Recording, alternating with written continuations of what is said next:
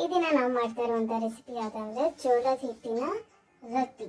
ಯಾವ ರೀತಿ ಮನೆಯಲ್ಲಿ ಈಸಿಯಾಗಿ ಸಾಫ್ಟಾಗಿ ಜೋಳದ ರೊಟ್ಟಿ ಮಾಡ್ಕೋಬೋದು ಅಂತ ಈ ವಿಡಿಯೋದಲ್ಲಿ ನೋಡ್ತಾ ಇದ್ದೀವಿ.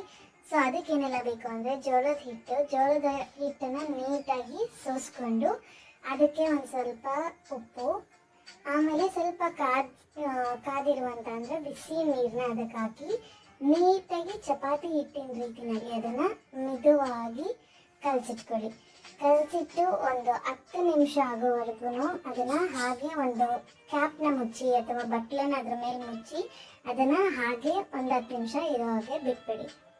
ಅದಾಗಿದ ನಂತರದಲ್ಲಿ ಯಾವುದಾದ್ರೂ ಪ್ಲಾಸ್ಟಿಕ್ ಕವರ್ ಅಥವಾ ಬಟರ್ ಪೇಪರ್ ಏನಾದ್ರು ಇದ್ದರೆ ಅದನ್ನು ತೆಗೆದಿಟ್ಕೊಂಡು ಅದರ ಮೇಲೆ ಈ ಹಿಟ್ಟು ಈಗಾಗಲೇ ಮಾಡಿಟ್ಟಿರುವಂಥ ಈ ಡೋ ಏನಿದೆ ಇದನ್ನು ತೆಗೆದು ಅದರ ಮೇಲೆ ಹಾಕಿಟ್ಕೊಂಡು, ಸೊ ಇಲ್ಲಿ ನಾನು ಯೂಸ್ ಮಾಡ್ತಾ ಇರೋವಂಥದ್ದು ಪ್ಲಾಸ್ಟಿಕ್ ಅಂದರೆ ಆಯಿಲ್ ಪೇಪರ್ ಬರುತ್ತಲ್ಲ, ಸೊ ಆ ಪೇಪರ್ ಯೂಸ್ ಮಾಡಿದ್ದೀನಿ.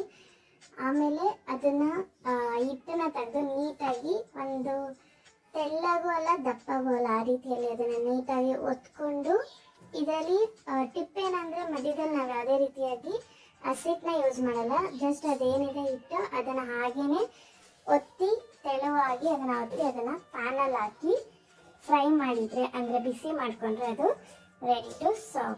ಸಾಫ್ಟಾಗಿ ಈಸಿಯಾಗಿ ಮನೆಯಲ್ಲೇ ಮಾಡ್ಕೋಬೋದು. ಒಂದ್ಸಲಿ ಎಲ್ಲರೂ ಕೂಡ ಟ್ರೈ ಮಾಡಿ. ಸೊ ಹೋಪ್ ಎಲ್ಲರಿಗೂ ಈ ವಿಡಿಯೋ ಇಷ್ಟ ಆಗಿದೆ ಅಂತ ಅಂದ್ಕೊತೀನಿ.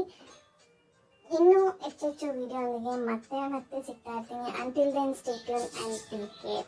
Please share and subscribe to my channel. Bye bye. Take care everybody.